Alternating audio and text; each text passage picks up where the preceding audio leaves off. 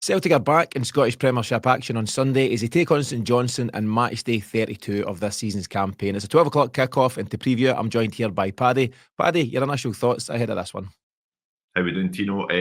Yeah, looking forward to it. I think it's always nice to see a busy McDermott Park with the Celtic fans, and they've both done the right thing in terms of opening up the stands. And what could have been a title-winning display from us if we kept our form up wasn't to be the case. But I'm pretty sure we'll be there in our numbers and we'll make a good atmosphere of it. Am I right in saying there's about 6,000 fans in attendance? Looks like it, yeah. It looks like we've got the three stands, T. So I think there's going to be a big turnout for it. Nice Sunday morning kick-off, a nice sunny day with the looks of it as well. So what's not to love? Yeah, do you know, it's a 12 o'clock kick-off. As you say, weather's set to be good. It's an occasion to look forward to. We're obviously amidst all this talk right now, Paddy, of league reconstruction and what that might look like. There was what might be a red herring released by the SPL about a potential 10-team league. There's now talk about 14 teams, 16 teams. We're obviously currently in a 12-team setup. Do you have any general thoughts on what might work for you? There's some complex suggestions out there, cup restructure and all sorts, but any general thoughts from yourself on that? Well, obviously, you look across the board in Europe, some of the setups and what they've done to try and keep things interesting, try and keep managers within a job as well. Like when you look at some of the turnarounds, the crazy turnarounds of teams coming up from the Championship. Dundee United are a great example. They've put themselves into that top six this season, confirmed top six. So it shows you that, albeit United's finances are pretty good, but a properly run club can get themselves up and can get themselves halfway up this table as well if they wanted. So it just shows you there's not too much of a gulf between here and the Championship. I think season after season we're seeing how tight that league's getting as well. You're 2 or 3 wins or 2 or 3 defeats away if you ended up in the playoffs or in the relegation scrap down there. So for me, I think an extension is worth it. I think that there's a real interest in Scottish football at the moment in terms of attendances across the board. We've got some of the highest numbers in Europe. And I think that we've got to capitalise on that. We've got to look at the competition and what it's serving up.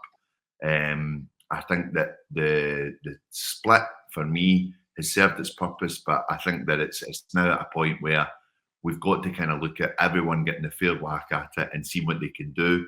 Make it even a bigger fight for those places in Europe. Why not have a European place playoff for those places outside the 2 Champions League places? So I'm not opposed to it. I'm not opposed to the 16-team league. I'm certainly not opposed to looking at different ideas for playing the same team 4 times a season. I think that would be really good to freshen that up.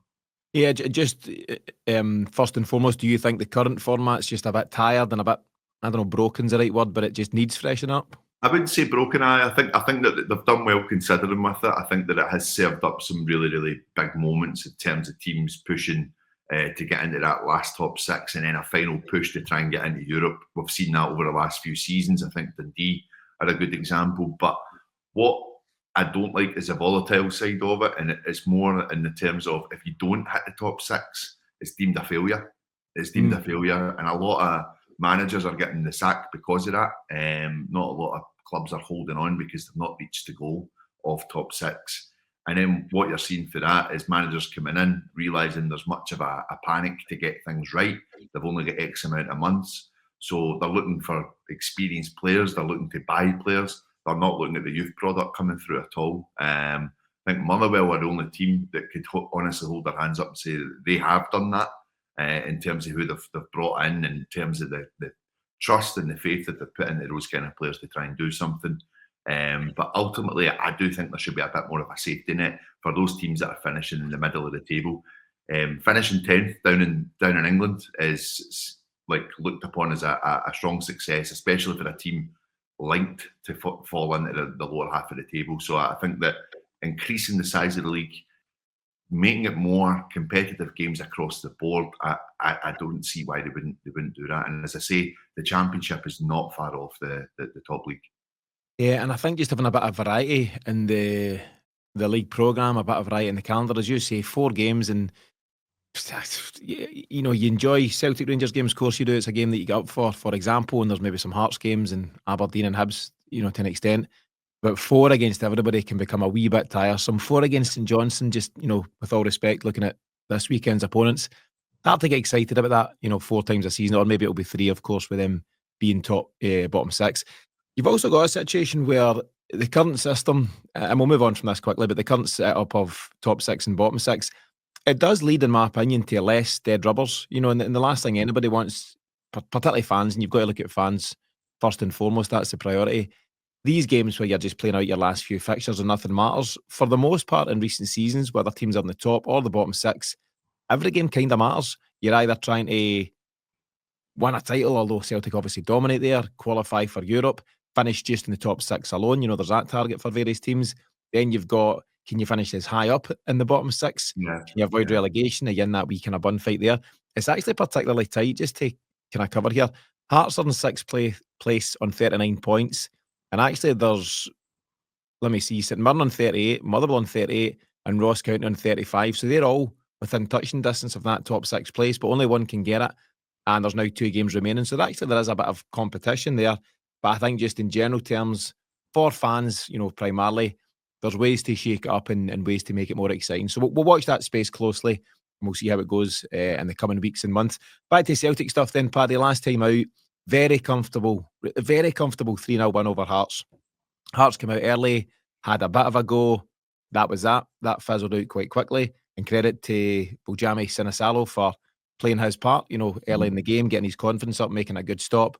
But Celtic then going to dominate. It's Daizen Maeda, who else kind of thing, leading the charge. He gets his 2 goals, Jota gets his 1, and we're done and dusted by half time. How important was it, Paddy, to respond to the disappointing Rangers defeat with a solid win in the next game?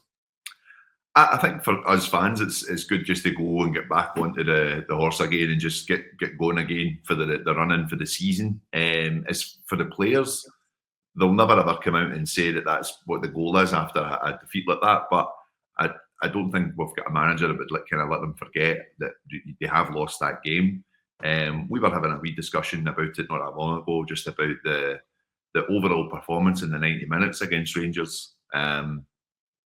It's fine margins. It really is, in terms of how we came back into the game. And I think they would have taken a lot of belief from being able to kind of push Rangers back and get the equaliser. But the killer instinct wasn't there. So what do you do in the run-in of those games? You work on that killer instinct and try and get that back up to a relentless level like we've seen at the beginning of the season with our form. And ultimately, you're kind of looking at it in a sense that there's 2 cup finals in a sense. Obviously, we've got the semi-final coming up against St Johnstone. But you're also kind of getting the team prepared to play in that last game at Ibrox, because that's a game that you want to win. You want to set the record straight in a sense and sign off on what's been a really successful season for Celtic, what could be a 9th treble as well. So this is all part of it. This is all part of the process. As fans, we want to see us win every single game. We understand that there's going to be these slip-ups here or there, but I think there's an element of there's a real element of passion that needs to come into it for the run-in. We've seen in previous seasons, I go back to Angie's last season, the tools looked as if they'd been downed a little bit. I don't think we can do that for this run-in. Otherwise, it would almost feel a little bit underwhelming at the end of the league campaign to be brought back up with hopefully a Scottish Cup win. And actually, it's not what this team deserves, considering the state of the points difference that we're in at the moment. It's been a brilliant season for us so far. It really has, and I've seen some noise online about folks saying, just it feels a bit flat at getting into the end of this season and things of that nature. I believe that, that we as fans have a huge part to play in making sure that's not the case. You must celebrate all your successes. All Celtic's top managers in recent years, whether it's Ange or Lenny or Brendan Rodgers' first time around, you can't just dismiss the wins like, there's another win, we move on. You need to celebrate the wins, celebrate the successes. And as you say, Paddy, Celtic are already the world record holders in terms of domestic trebles on 8. We're now looking to extend that record to 9 if we're successful this time around. And you must credit the players. I know the Rangers result was disappointing, absolutely, but I spoke to you about this narrative about, we're lucky we're 13 points clear or we'd be in trouble. Well, we are 13 points clear. There's no lucky about it. There's a lot of hard work and a lot of quality going into that. there's been some brilliant performances by Celtic, brilliant results in the campaign so far that have got us here. Some really big wins, some great stuff in Europe, some a real credible performance against Bayern Munich, and so on and so forth. And I think we've got to be mindful of not just dismissing all of that because, there's been some bumps in the road and the international break breaks things up and all that. You need to really remember some of the real quality this Celtic side have given us this season and the real enjoyment. And I think it's our job as fans to really back them in this remaining, what have we got? Potentially 9 games, I think it is, between Scottish Cup and League. I think we've got to get fully behind the team here, Paddy. Yeah, absolutely. And I think, it's okay in feeling that little bit underwhelmed. I get it. The Champions League campaign came to an end. The league's been wrapped up for quite a while now, to be honest. It's been underwhelming, like being beaten by Rangers. Absolutely. I wouldn't ever disguise that. But we've also got to look at the bigger picture, and the bigger narrative is that we're on course for another domestic treble. There's a reason we're 13 points clear, is that we've been the best team in the league. I think that it's just more that hunger, that desire that we need to see from the players, and not thinking that everything is done. I think that they need to kind of show up for these remaining 9 games and really stand up for it. There's records to be taken there. I think Daizen Maeda is sniffing to get over that 40 goal mark. He'll want to do that. James Forrest is looking for that goal for this season. There's personal records for a lot of the players on the park. Whether Greg Taylor leaves or not, I'm pretty sure he'll want to sign out in the best way possible as well. And there's players potentially playing to stay at the club next season as well. So there's a lot on offer for them. There's some big games. There's 3 really, really big games. But make no mistake about it, we're not going to run over the line quite easily here. It's 13 points, but we need to go and do it, and we need to go and do it in style. And I think that that's what Brendan Rodgers will have said to the players coming back for that international break. It's one last push. Let's go for it. Yeah, and I've read some comments from players this week, and that seems to be the message. It's the final push. We want to get over the line strongly, and that'll be League and Scottish Cup. And I would back this Celtic side. There's enough evidence that they're more than capable of doing so. And there was a good performance and a good result against Hearts. I'd fully expect that to continue against St Johnstone Sunday. And we'll get to the scoreline predictions just as we get towards the end of the piece. In the meantime, Paddy, let's look at the guys that will be tasked with getting the 3 points. Vuljami Sinisalo, as I say, done pretty well on his league debut last week. He was actually speaking to fan media this morning. We weren't able to make that call, but there's comments that will come out of that in terms of how that experience was from how it is to step into the shoes or the gloves of someone as revered in that world as Kasper Schmeichel. So there's a bit of pressure on him, but he's done pretty well. How confident are you in him being the man, if it is, for the rest of the campaign? And we're still waiting on official word on Kasper's season, but your thoughts on Sinisalo? Well, they're saying obviously 6 weeks for Kasper potentially, but whether he comes back in and he's fit enough to start playing again is the other question. For Sinisalo, I don't know. The jury's out. It was a more of a necessary purchase than it was we have to sign this kid. He's going to tear everything up. I think. I don't think you go to Aston Villa for no reason. I think that there must be something about you. Whether we can unlock that here at Celtic is the next question. I think it's an incredible opportunity for him to not stake a claim for the first team jersey next season, but to say you should be at least give him the cup games. And with that experience of cup games and with that experience of the pressures of playing with Celtic, could he be ready then to fill Schmeichel's shoes at the end of next season? That's the big task for Sinisalo. So I've not seen enough of him, Tino. I can't pass comment on him, but he's still young. He's still got a lot to look forward to in his career. And I've always said that we should be looking to tap into the goalkeeper market between the ages of 20 and 25. There's some great players at that level, but there's also some very raw players at that level that will come good as well. And you have to be patient with keepers at that age as well. And I think that's what will be with Sinisalo at Celtic. The biggest challenge for Celtic might be keeping him motivated because, so he's 23, he's 15 years younger than Kasper Schmeichel, but by that nature, he's potentially got 15 years at the top level ahead of him. But it's whether he'll get a taste of this in the next 6 weeks or so, as you say. I'm sure he'll enjoy it. He's at the absolute business end of the season. He'll be primed for picking up a couple of medals and good luck to him in that quest. But it's then a challenge if he goes from that to being back on the bench at the start of next season and he goes, another full season of this, and it's whether he's, gets itchy feet and decides, I've had a taste, I'm ready, I want to be starting week in, week out, and whether Celtic can keep a hold of him. I know he'll be on a decent contract, he only signed in the summer there, but that'll be the challenge. But that is the job of, the manager and his coaching staff, and particularly Stevie Woods on this occasion, to make sure that he knows there's a future. And if he is the right guy, then he might just need to sit tight that wee bit longer under a really good goalie in Schmeichel. There's a mad narrative that Schmeichel was struggling anyway, and it's not the worst that could happen. He had a couple of iffy moments and some stuff with the ball at his feet. And you go? I don't know who's been saying that, man, but I think he's been excellent for us this season. Won us a cup final. Yeah, and you think about his performance against Bayern Munich as well. Incredible. I think he's been phenomenal for Celtic. And Sinisalo knows that. He knows he's up against a real serious competitor, but he's in a good place. And if Celtic can keep him motivated and keep him on his toes, he absolutely could be the future number one. But let's see. But he'll start against St Johnstone in defence. Let's see. Let's look at the ones that will definitely be there. It'll be Alistair Johnson. It's more than likely Jeffrey Schlupp. It does seem, as per the comments, that Greg Taylor is on the road out at Celtic, and he'll go with our best wishes, and we'll see what happens there as we get towards the summer. In the centre of defence, it is CCV +1. Now, Austin Trusty was back available last week. He was in the squad and said this on the weekly show. If you're in the squad, you're fit, right? You're not in the squad if you're carrying any knocks or whatever. You're available and you're deemed good to go. Should somebody get injured in the first 5 minutes, you should be ready. But despite Austin Trusty being back, the manager stuck with Mike Nawrocki. Now, this is one that's definitely stoked the flames in terms of the ongoing chat. A lot of folk think he's been poorly treated by Celtic. He should have played much more than he has to this point, and so on and so forth. The manager has said, though, just being frank about it, that he prefers a left-sided centre-half on the left and a right on the right. So your two left-sided centre-halves are Austin Trusty and Liam Scales. Your two right-sided centre-halves are Cameron Carter-Vickers and Mike Nawrocki. And Nawrocki isn't getting ahead of Cameron Carter-Vickers anytime soon, if ever. That's just the reality of that one.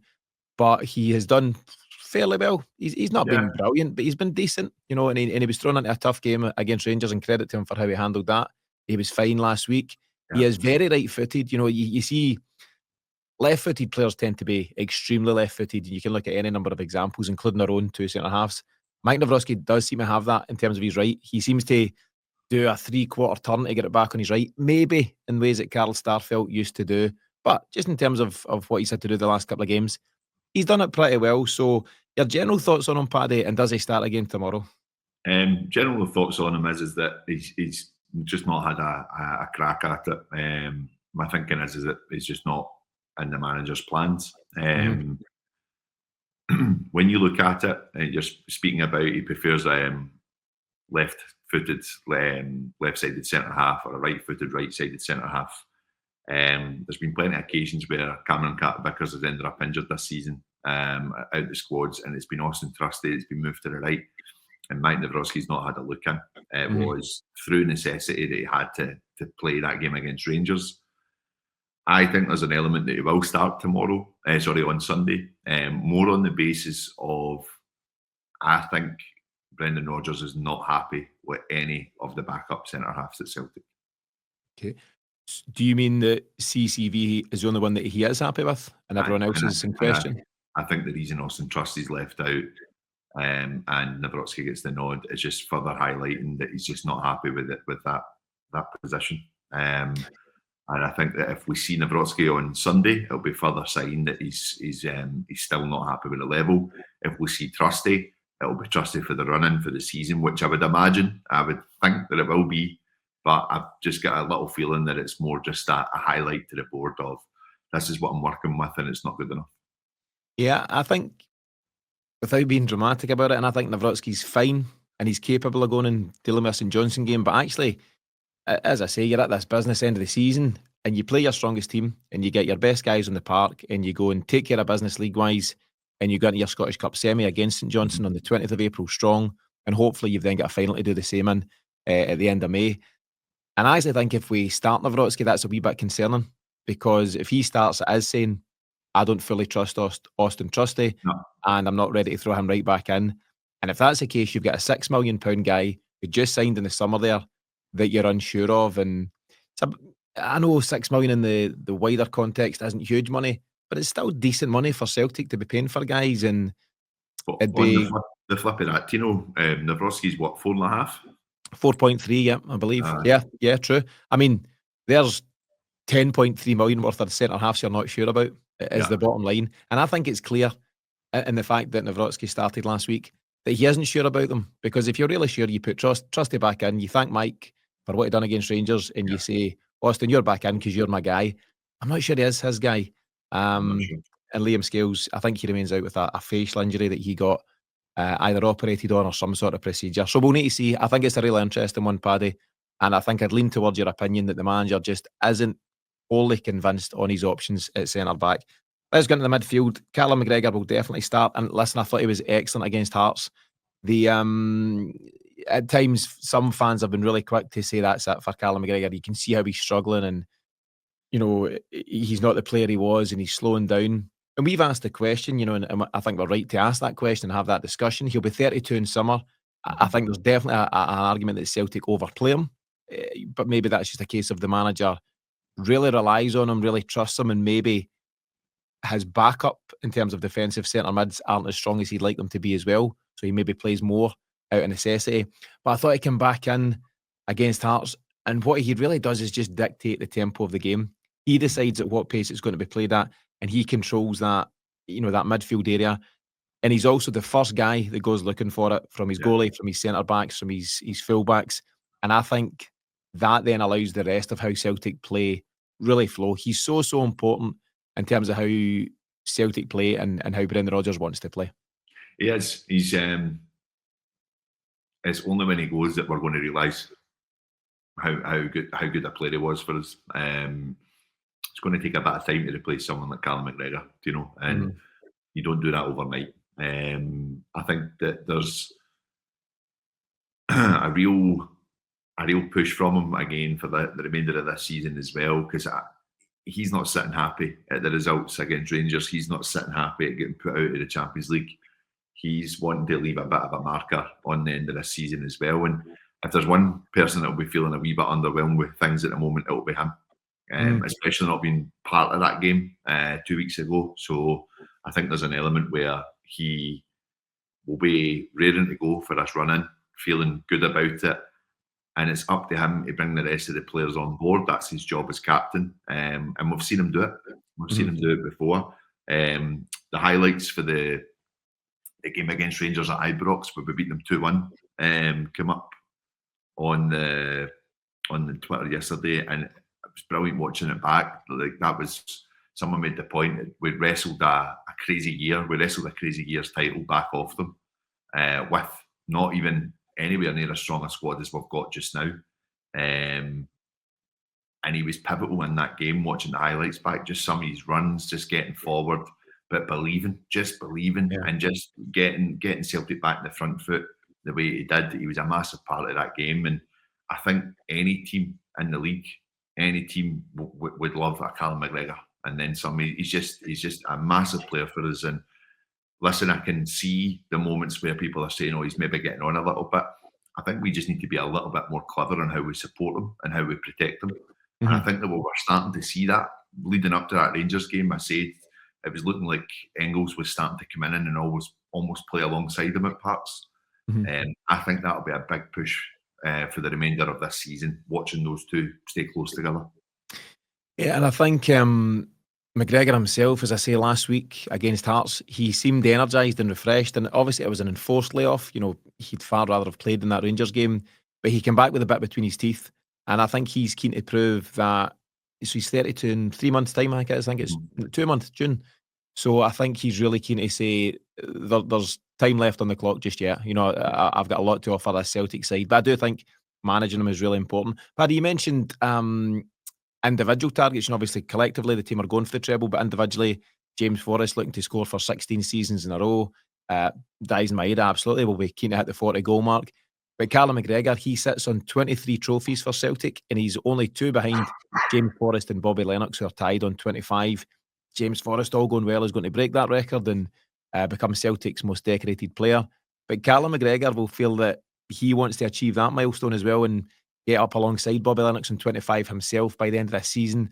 and whatever else comes beyond that. So I think you've still got a very driven, a very motivated Callum McGregor at this moment in time. Paddy, who's alongside him? So you've got Arnie Ingles, you've got Rio Hatate, you've got Luke McCowan, and now Paulo Bernardo is back in the mix. For me, I would go with the first two. I think Hatate and Engels looked pretty comfortable against Hearts as well. I'd say that they're going to be our strongest midfield in the run-in. I tell you what's an absolute joy to have now, though, is the option of Bernardo coming back into the team. Again, a player that will be sitting there so frustrated. Not a great first half of the season for him by any means. And then to get the injury, so even more frustration and not being able to try and right the wrongs of that first part of the season. But anyone can see that he's a good footballer. He's a very good footballer, and he does a lot of the dirty work at points as well. And he's also still learning his game. He's still learning his way around Celtic. He's still learning the pace of the familiarity of some of the bigger games. So you get that with playing. You get that with playing 90 minutes week in, week out, and he's not got that luxury. But is he the kind of player that I want to come off in the from the bench and kind of see a game out? Absolutely. Yeah, and he's got those leadership qualities. He is the captain of Portugal's 21s, I think it is. He's obviously playing on a very talented side there, but given the responsibility of the armband, and that says a lot about him as a personality. There was lots of comments about the impact he had last week. He didn't, create or score any goals or anything like that when he came on, but what he done was retain possession very well and added that same element of control that Callum McGregor gives you. And someone was making the point, he's very good, to use the modern football term of scanning. He's very aware of what's around him before he receives the ball, because his job at times will be to take it from Celtic's right-hand side and work it out and pop it out to the left-hand side and vice versa. And there's an awareness required to do that. Callum McGregor, it seems natural like Callum McGregor now because he's done it for so long. But Paulo Bernardo will be learning from a guy like that as well. And I think he just showed a lot of control about what he done last week. And he'll now be looking to take that forward and maybe be a wee bit braver next time around and say, okay, I've done that element. Can I go and have more of an impact and help create and potentially score? Because he does have an eye for goal as well. But massive boost to have him back. Paddy, on the front line, we do have a further boost that, as mentioned, this week in terms of James Forrest also being back available. He is chasing the goal that would see him have scored for 16 successive seasons for Celtic. That's incredible in its own right. Don't think James will start, but it's generally any three of four, and the four would be Jota, Kuhn, Maeda and Ida. What's your three? First three. Yeah. First three. Yeah. I think for what they're starting to kind of show as well. And I go back to that game against Rangers, albeit we see Nicholas Kuhn getting taken off. What we've seen from Jota and Maeda in that game in the second half was really interesting to see, and just what they were bringing to the party. And there is the argument that Maeda can do a lot on the left still as well, and we've seen that time after time. But I think for me, it's got to be that front three. I think that's the most dynamic. I think that's the one that's going to get you the most goals. And then I have nothing against Daizen Maeda coming on with the last half hour and putting his bit into it as well. But yeah, I would go for pace at all points, and I think they three bring an awful lot of pace against any team. Yeah, they do. And you get the ongoing narrative about Maeda, who he cannot stop scoring, Paddy. It's brilliant to see, and he's got the full repertoire, tap-ins, chips, headers, the full works, and there's every chance he'll add to that on Sunday. His finish the other day for the first goal, the way he just bends it on the keeper, Larson-esque. It's the finish of a guy full of confidence, isn't it? It's obviously a huge chance. He's through on goal one-on-one, but that's not a given. For any striker, you see plenty of strikers, including Maeda himself, back in the day missing them. But as soon as he was put through by McGregor, and it's a great through ball as well, there was no doubt he was the coolest man in the house, and he's just got that confidence of a guy who's now scored 30 goals. And as I say, I'd expect him to add to that on Sunday.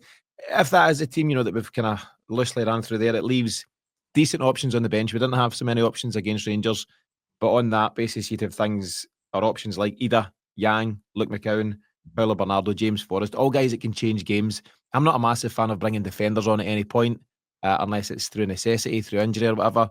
You like to see forward, creative type of players come on and either, add to your goal tally or get you back into a game if you're chasing or whatever. I think those five guys have got that, the guys that have rhymed off there. So I think it's set to be a good day for Celtic. But in terms of St Johnstone, someone was saying to me, we've still got St Johnstone to play twice. That could be Daizen Maeda could get close to 40 in those 2 games alone. But it's an easy narrative because, yeah, obviously Dysen's free scoring at this moment in time, but St Johnstone are scrapping for their life. Aye. And on that basis, it's probably not set up, certainly from their side, to be a pretty game of football. They will be out, and rightly so from their point of view, with the spoiling tactics. They'll look to kill time. They will absolutely look to park the bus. And if they could possibly eke out a draw, however ugly it looks, that would be a massive result for them. They find themselves 5 points behind Dundee. St Johnstone are rock bottom of the table, 5 points behind Dundee. But actually, I was just having a glance at their form, Paddy, and it's not the worst. In their last 11 games, they've won 6. So, it's not like they're losing or drawn every week. They've won 6 of their last 11. They've drawn 2, and they have lost 3. They are cut adrift. So despite the form, they find themselves in a perilous position. But what do you expect from Simo Valakari's men on Sunday? Well, that's just that what you mentioned about the form there. I think that when he joined, with a bit of free fall, took him a few games to really start to get the buy-in for our players as well. He's even had comments himself saying, I don't know if I can do this. I think he's been very honest about the job at hand. But they all seem to be buying into a bit more of a system from him. You've then got the cup run. You've then got the fact that they've got to the semi-final. So albeit they are adrift, they will be looking at the teams above them and thinking, well, hang on, there's potential capitulation from these guys as well. I think Dundee is a great example in terms of what happened last week with Rangers, having two goal leads as well. I think that'll dent the confidence in any team. So there's that element where they will be sniffing. They will be sniffing blood from somewhere, and they think that there's still a bit of air for them to try and grasp onto. And I think we're a big one for them. Most teams see the games against Celtic as a bit of a free hit. Go and do what you want, see what we can get from it. They can't do that. They need to try and get a point out of this game at least. So yeah, I don't think it's going to be a foregone conclusion that we're going to stick 3, 4, or 5 past them. I think it'll be a snuffy affair. It might well be in their next game, their final pre-split fixture against Dundee United, themselves having a decent season.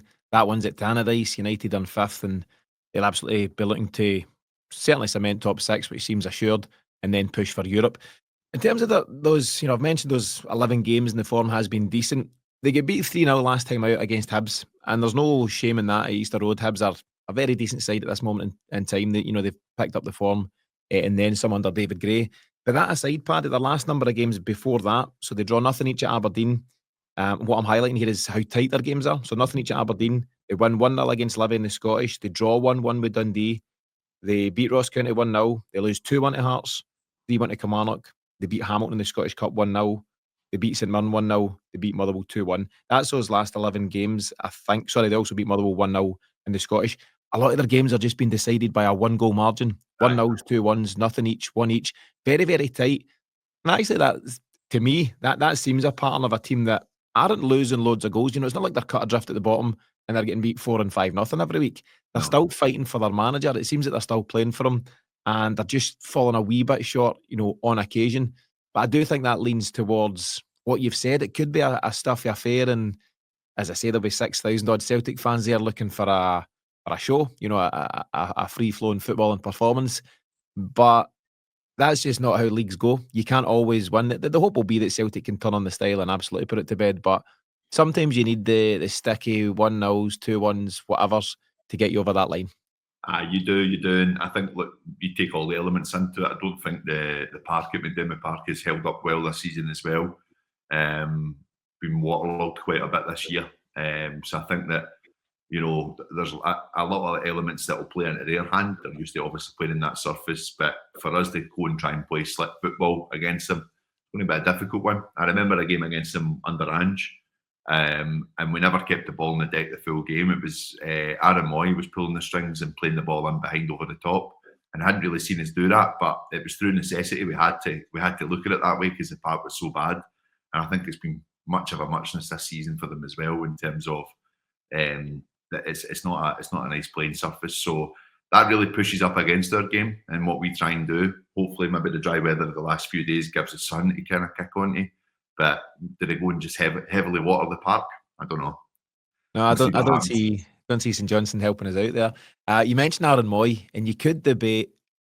Certainly, it's one for discussion that Celtic never really replaced him. He came in, done such a good job. Once he found his feet, and Tom Rodgers before him. Wonder if Celtic do still miss that maverick number 10 type player. Different discussion, Paddy, for a different day. But it is interesting in its own right. Paddy, plenty of talk. We've covered Celtic, we've covered St Johnstone's form and the position they find themselves in. But what scoreline prediction are you going for on Sunday and why? I'm going to go 2-0 Celtic. I do think we'll still have enough for them. And as I say, they want to try and get a bit of momentum going for the run-in for this season. I think we'll score early, and I think we'll finish the game off in the second half. I'm going to nudge slightly higher. I'm going to go 3-0. And as I've said there, I don't think it'll be easy for Celtic on the day. As I say, a team scrapping for their life, players scrapping for their future. A lot of these guys know if they go to the Championship, their wages are cut, or they might find themselves, released, and all these things. And I'm sure they're very motivated for it. My 3-0 is based on Celtic getting a decent goal early, though, because if you get into the second half at nothing each, it can become a bit turgid, and it might just be a case of eking out the win, maybe by the odd goal. But I think if Celtic do score early, St Johnstone heads could go down, and we could end up being comfy on the day. But we'll see. As I say, it's going to be a nice sunny day. Plenty of Celtic fans in attendance for that 12 o'clock kick-off. Paddy, your final comments as we wrap this one up? Yeah, just looking forward to it. I think it'll be a decent game. I think we want to just go on a bit of a run now. We want to get the stadium at Celtic Park just ready for another title party. You want this run-in to push us on in the semi-final and get us to another Scottish Cup final. You want to see us lifting that at the end of May. I just think there's a whole element that we've still got a lot to play for, and we've still got a lot to play for in terms of our pride as well. So there's still a lot at stake, and to try and get that momentum going, you need to go and you need to win convincingly in the remainder of these 9 games. Yeah, we need to do that. And I think there's a whole lot to be excited about. And this one on Sunday is very much part of that. You don't win, titles and dribs and drabs. It's over a 38-game campaign. And this is very much part of that. And it's another one to look forward to on Sunday. Paddy, thanks for joining me here for the Countdown to Kick-Off show. Thanks to everyone who continues to listen and to support the Celtic Exchange. There are links to do so in the notes if you want to be a member of the Celtic Exchange Plus and look at the various benefits there. In the meantime, hopefully a big result, big performance on Sunday at McDermott Park. We will be back on Sunday afternoon with the Final Whistle show. So until then, have a great weekend. We'll see you all again really soon.